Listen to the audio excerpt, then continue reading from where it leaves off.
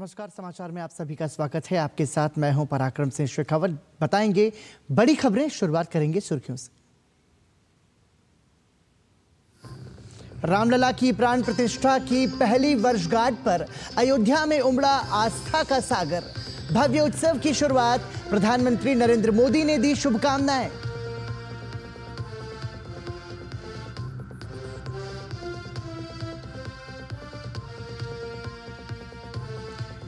दिल्ली चुनाव में तेज हुआ पोस्टर वार। भाजपा ने केजरीवाल को बताया आपदाए आजम। आप ने पोस्टर जारी कर केजरीवाल को बताया ईमानदार।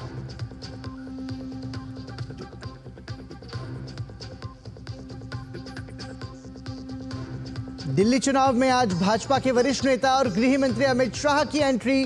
झुग्गी बस्तियों के 3000 प्रतिनिधियों को करेंगे संबोधित।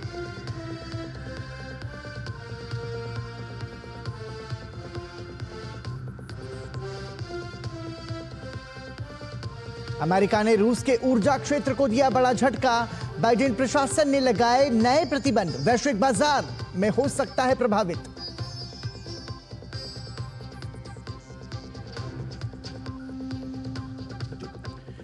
उत्तर भारत में अगले कुछ दिन और सितम ढाएगी ठंड। कोहरे के कारण ट्रेन और हवाई सेवाएं प्रभावित।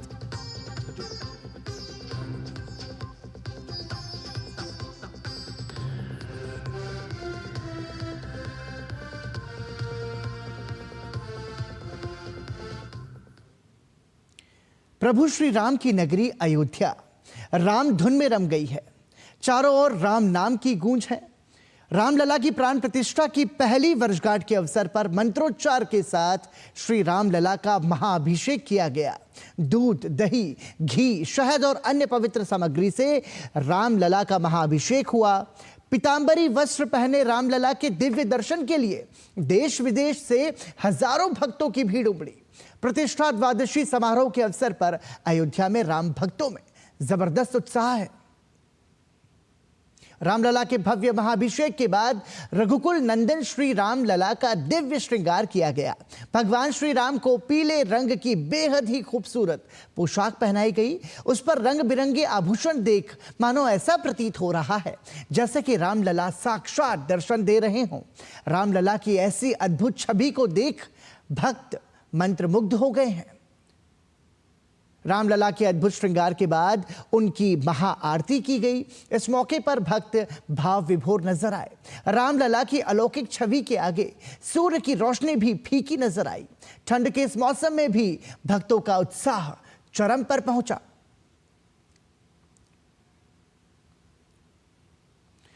उत्तर प्रदेश के मुख्यमंत्री योगी आदित्यनाथ ने राम जन्मभूमि मंदिर के प्राण प्रतिष्ठा समारोह की पहली वर्षगांठ के अवसर पर श्री राम जन्मभूमि मंदिर में दर्शन किए।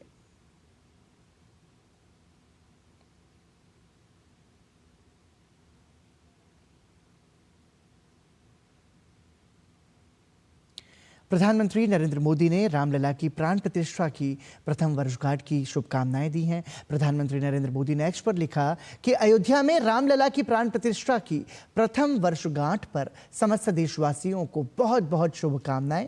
सदियों के त्याग, तपस्या और संघर्ष से बना ये मंदिर हमारी संस्कृति और अध्यात्म की महान धरोहर है।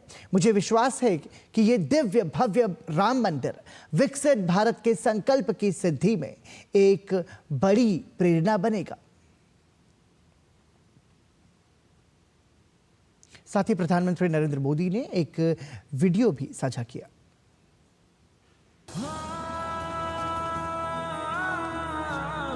ये कैलेंडर पर लिखी एक तारीख नहीं, ये एक नए काल चक्र का उद्गम है।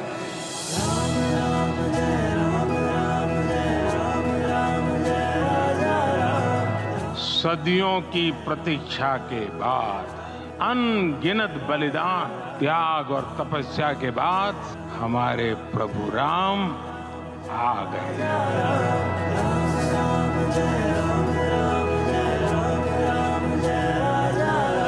सर्वे भवन्तु सुखिनः, ये संकल्प हम सदियों से दोहराते आए।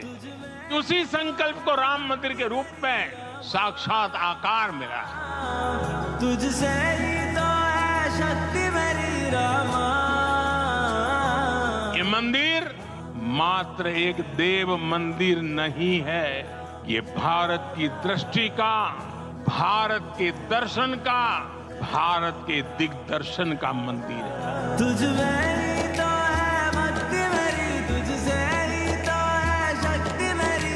ये राम के रूप में राष्ट्र चेतना का मंदिर है।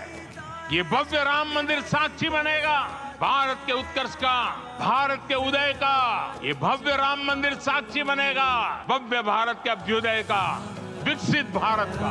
राम जय राम, राम जय राजा राम, राम जय राम, राम जय राम, राम जय। ये मंदिर सिखाता है कि अगर लक्ष्य सत्य प्रमाणित हो, सामूहिकता और संगठित शक्ति से जन्मा हो, तब उस लक्ष्य को प्राप्त करना असंभव नहीं है। गुलामी की मानसिकता को तोड़कर उठ खड़ा हो राष्ट्र, अतीत के हर दंश से हौसला लेता हुआ राष्ट्र ऐसे ही नव इतिहास का सृजन करता है। सियावर रामचंद्र की जय। केंद्रीय गृह मंत्री अमित शाह ने रामलला की प्राण प्रतिष्ठा की प्रथम वर्षगांठ की शुभकामनाएं दी हैं। केंद्रीय मंत्री अमित शाह ने एक्स पर अपने संदेश में लिखा कि अयोध्या में श्री राम जन्मभूमि मंदिर में रामलला की प्राण प्रतिष्ठा की प्रथम वर्षगांठ की सभी राम भक्तों को हार्दिक शुभकामनाएं।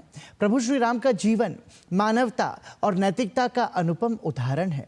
500 वर्षों की प्रतीक्षा को समाप्त करते हुए गत वर्ष मोदी जी ने अयोध्या में प्रभु श्री रामलला की प्राण प्रतिष्ठा कर पूरे देश में आध्यात्मिक चेतना का पुनर्जागरण किया। ये भव्य मंदिर सदियों तक देशवासियों की आस्था और आकांक्षा का प्रतीक बना रहेगा। श्री राम जन्मभूमि आंदोलन में योगदान देने वाले सभी महानुभावों का स्मरण कर उनका आभार व्यक्त करता हूं। मोदी सरकार सांस्कृतिक विरासतों के पुनरुत्थान की दिशा में समर्पित भाव से कार्य करती रहेगी। साथ ही केंद्रीय गृह मंत्री अमित शाह ने एक वीडियो संदेश भी साझा किया। ये देश की कल्पना राम और रामचरित्र के बगैर कर ही नहीं सकते। जो इस देश को पहचानना चाहते हैं, जानना चाहते हैं, जीना चाहते हैं, राम और रामचरित मानस के बगैर वो जी ही नहीं सकते। राम का चरित्र और राम ये देश के जनमानस का प्राण है।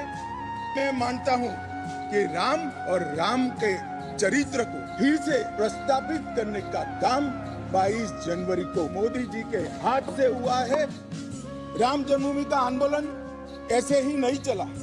इसके साथ हर गांव, हर घर में करोड़ों राम भक्त, अनेक संगठन, भारतीय जनता पार्टी, राष्ट्रीय स्वयंसेवक संघ समेत घर घर गए, शिला लेकर गए, पूजा की और वो पत्थर को राम मंदिर की शिला बनाकर अयोध्या तक पहुंचाने का काम 1528 से शुरू हुई एक संघर्ष और अन्याय के सामने लड़ाई का एक आंदोलन के अंत का दिन है।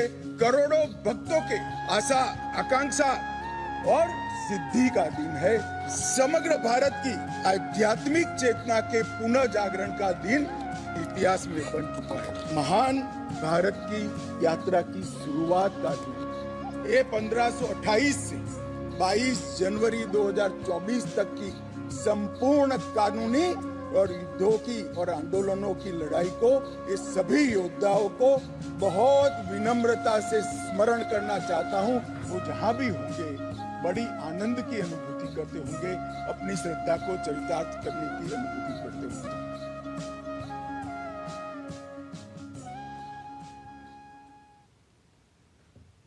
और आइए बात करते हैं दिव्य और भव्य महाकुंभ की।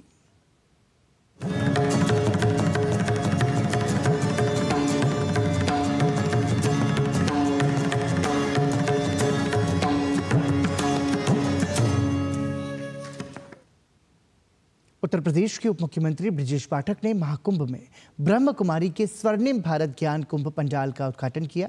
कार्यक्रम को संबोधित करते हुए ब्रजेश पाठक ने ब्रह्म कुमारी की प्रशंसा करते हुए कहा कि अपने पंडाल में विभिन्न फिल्मों के माध्यम से जिस तरह से मानव जीवन शैली में विकृतियों को दर्शाया है वो अद्भुत है। वो पंडाल में आकर के अपने जीवन का जो उद्देश्य है उसे पूरा कर पाएंगे। जो भी प्रयागराज में संगम तट पर महाकुंभ स्थल पर आ रहे हैं, सबके मन में इच्छा है वो मोक्ष को प्राप्त करें। मरने जीने की जो लंबा एक सिलसिला चला रहा है, जो उसको हम दूर होकर के मोक्ष को प्राप्त करें, ईश्वर को प्राप्त करें। तो मुझे लगता है कि उसके अच्छे ढंग से चरित्र चित्रण आपने यहाँ पर किया है। सबको आपके पंडाल में आकर के लाभ पहुंचेगा और लोग ईश्वर की प्राप्ति के लिए जो अपने मन में आकांक्षा पाले यहाँ आएंगे संकल्प तट पर, उनको एक कदम आगे बढ़ने में ये पंडाल जरूर मदद करेगा, ये मैं कह सकता हूं। महाकुंभ में शामिल होने के लिए श्रद्धालु सुबह सुबह घने कोहरे के बावजूद संगम घाट पर स्नान करने के लिए पहुंचे। गंगा, यमुना और सरस्वती का जिस स्थान पर संगम होता है वहीं पर बना है संगम घाट। 3 नदियों का संगम स्थल होने के कारण इसे त्रिवेणी घाट भी कहा जाता है।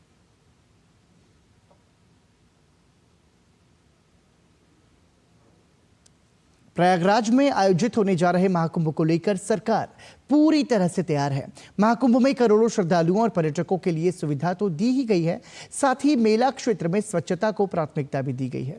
गंगा की निर्मलता बनाए रखने के लिए कचरा प्रबंधन ने प्रभावी व्यवस्था की है, जिसमें प्लास्टिक मुक्त क्षेत्र का निर्माण प्राथमिकता में शामिल है। राष्ट्रीय स्वच्छ गंगा मिशन के तहत 152.37 करोड़ रुपए की लागत से आधुनिक तकनीक और पारंपरिक तरीकों का सामंजस्य करते हुए स्वच्छता प्रबंधन के विशेष उपाय लागू किए जा रहे हैं। महाकुंभ के दौरान मेला क्षेत्र में 12,000 फाइबर रीइंफोर्स्ड प्लास्टिक टॉयलेट्स का निर्माण किया गया है, जो सेप्टिक टैंकों से लैस है। इसके साथ ही 16,100 प्री फैब्रिकेटेड स्टील टॉयलेट्स बनाए गए हैं, जिनमें सोख्ता गड्ढों की सुविधा है। ये टॉयलेट्स पर्यावरण अनुकूल दृष्टिकोण को बढ़ावा देने के साथ साथ स्वच्छता भी सुनिश्चित करेंगे। मेला क्षेत्र में कचरे के प्रभावी प्रबंधन के लिए 20,000 कचरा डिब्बे लगाए गए हैं, जो स्रोत पर ही कचरे को अलग करने में मदद करेंगे। इस प्रक्रिया से पुनरुपयोग और पुनर्चक्रण को बढ़ावा मिलेगा। कचरा संग्रहण और निष्पादन को अधिक सुचारू बनाने के लिए 37.75 लाख लाइनर बैग का उपयोग सुनिश्चित किया गया है।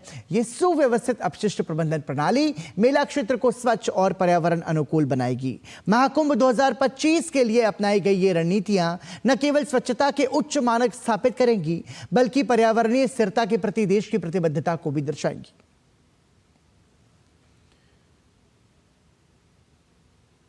इस बार प्रयागराज के महाकुंभ में आध्यात्मिकता, नवाचार, परंपरा और डिजिटल प्रगति की झलक एक साथ देखने को मिलेगी।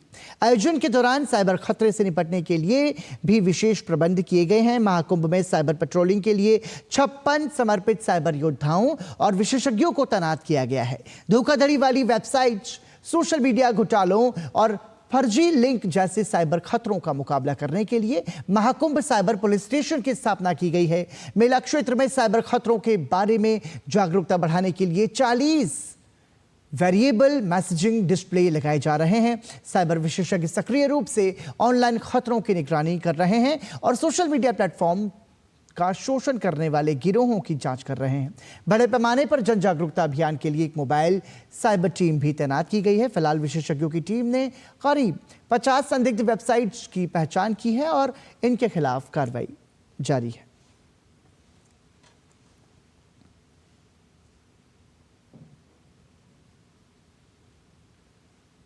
और इसी के साथ दिव्य और भव्य महाकुंभ की खबरों में अभी के लिए इतना ही।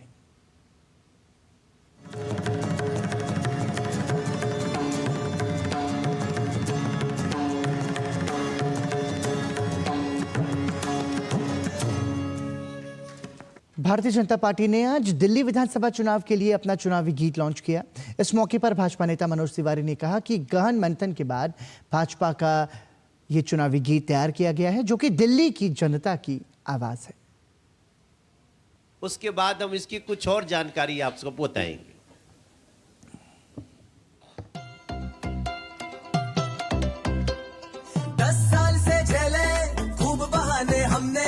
दिल्ली के मालिक बन बैठे लगे हो बस बस तुम ठगने, बहुत सहेलियां नहीं सहेंगे, कर दो ये ऐलान।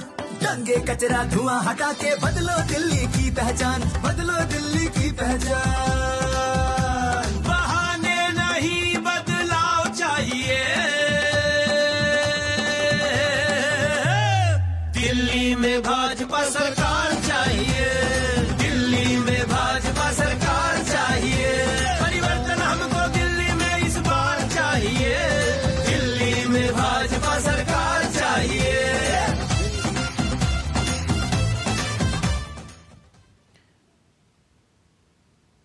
समुद्र मंथन से अमृत निकला, छलका वहां वहां होता है। हम भी इस समुद्र मंथन को कई दिन तक किए और तब जाके ये रत्न निकला जिसमें दिल्ली का स्वर शामिल है। और मैं बड़े गर्व से कहता हूं, इसकी जो मुख्य लाइन है कि बहाने नहीं बदलाव चाहिए, दिल्ली में भाजपा सरकार चाहिए। वहीं दिल्ली भाजपा अध्यक्ष वीरेंद्र सचदेवा ने दिल्ली सरकार को आपदा सरकार बताते हुए तंज कसा है। साथ ही उन्होंने कहा कि दिल्ली की जनता की चाह है कि यहां भाजपा की सरकार बने। दिल्ली से आपदा सरकार को हटाना है। वो आपदा सरकार जो दिल्ली में आपदा बनकर टूट पड़ी है भ्रष्टाचार के रूप में, वो आपदा सरकार जिसने झूठे वादों के जाल में दिल्ली को फंसाने का प्रयास किया है, वो आपदा सरकार जिसने ईमानदार जनता को टोपी पहनाने का काम किया है, वो आपदा सरकार जिसने दिल्ली के मेहनतकश लोगों की जेब पर डाका डाला है, वो आपदा सरकार जिसने भ्रष्टाचार के शीश महल खड़े किए हैं। उस आपदा सरकार को हटाना है, भाजपा सरकार बनाना है। और एनडीए ब्लॉक में कुछ भी ठीक नहीं चल रहा है। शिवसेना यूबीटी नेता संजय राउत ने इसकी ओर इशारा कर दिया है। मीडिया से बात करते हुए संजय राउत ने इंडिया ब्लॉक को लेकर एक बड़ा बयान दिया। उन्होंने कहा कि गठबंधन को बचाने की जिम्मेदारी कांग्रेस पार्टी की है। इंडिया ब्लॉक बचाने की जिम्मेदारी कांग्रेस पार्टी की है। कांग्रेस सबसे बड़ी पार्टी है। एक बात सही है कि इंडिया ब्लॉक बना था लोकसभा चुनाव लड़ने के लिए, और लोकसभा चुनाव के बाद इंडिया ब्लॉक की एक भी मीटिंग हुई नहीं है। ये मीटिंग बुलाने की जिम्मेदारी भी कांग्रेस पार्टी की ही थी। कांग्रेस बड़ी पार्टी है। हम अब तक इंडिया ब्लॉक का कन्वीनर नहीं घोषित कर सके हैं। ऐसा नहीं होना चाहिए। अगर हमको लड़ना है एक ताकत के खिलाफ, तो हमको ये सब बातें ध्यान में रखनी चाहिए। केंद्रीय गृह और सहकारिता मंत्री अमित शाह ने मादक पदार्थों की तस्करी और राष्ट्रीय सुरक्षा पर आयोजित क्षेत्रीय सम्मेलन को आज संबोधित किया। उन्होंने कहा कि देश भर में 50 से ज्यादा अवैध लेबोरेटरी पकड़ी गई और नष्ट की गई हैं जो ड्रग्स के काम में लगी हुई थी।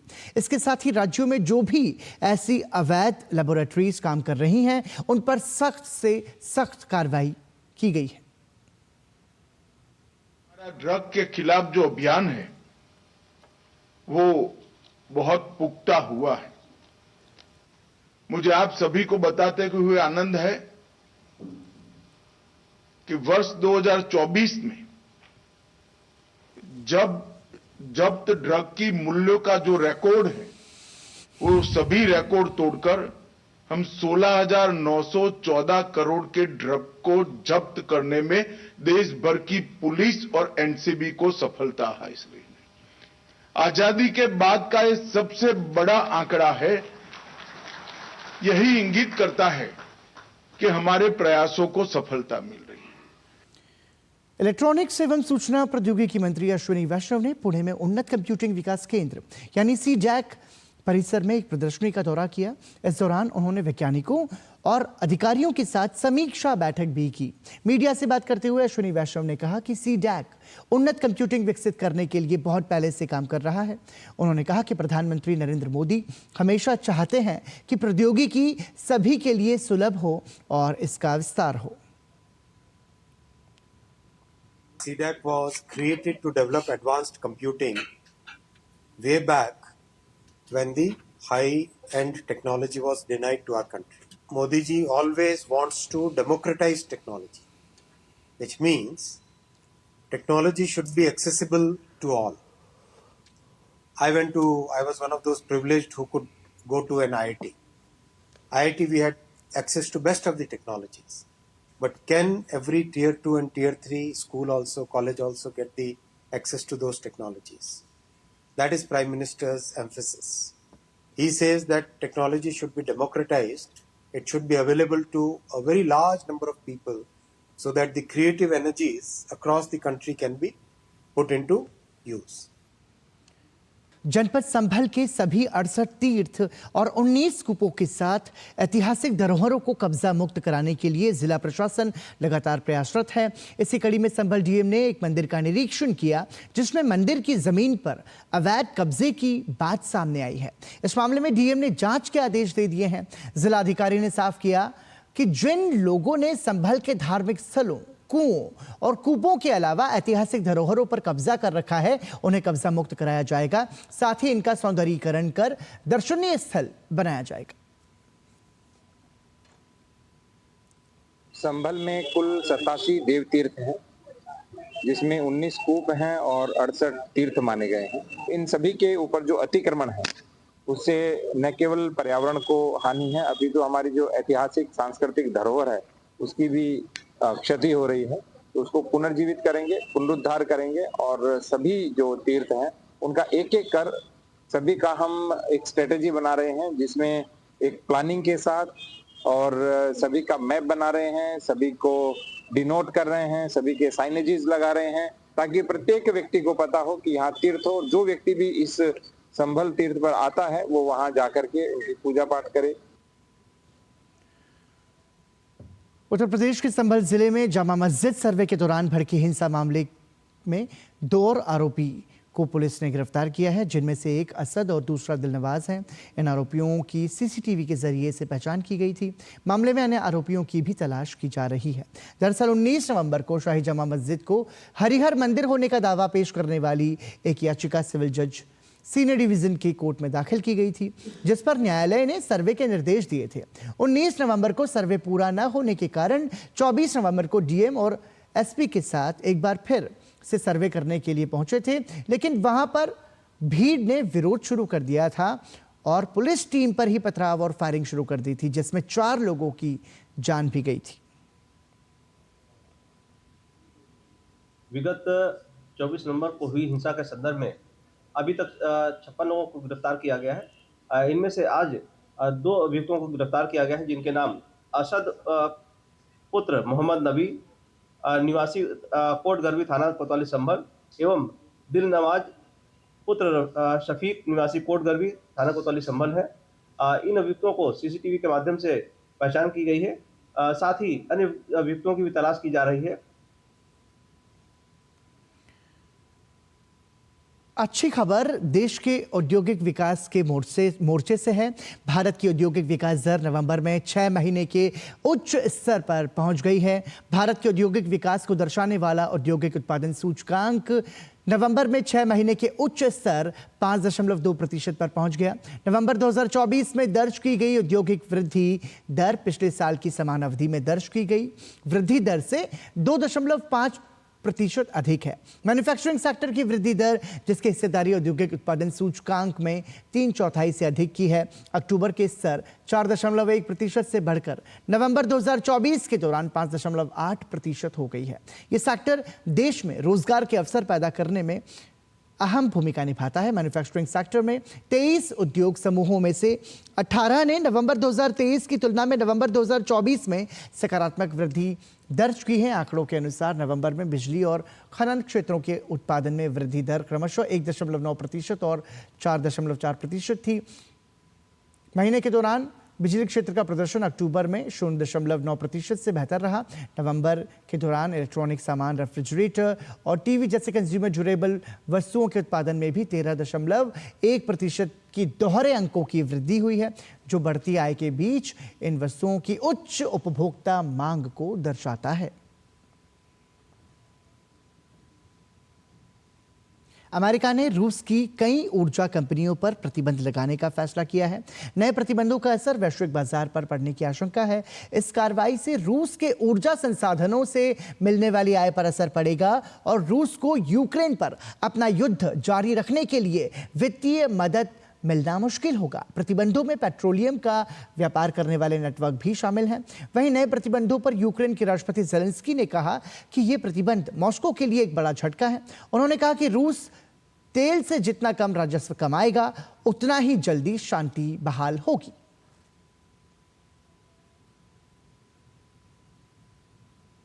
और इसी के साथ ही समाचार में अभी के लिए इतना ही। देश और दुनिया की बाकी बड़ी खबरों के लिए देखते रहिए डीडी न्यूज़। नमस्कार।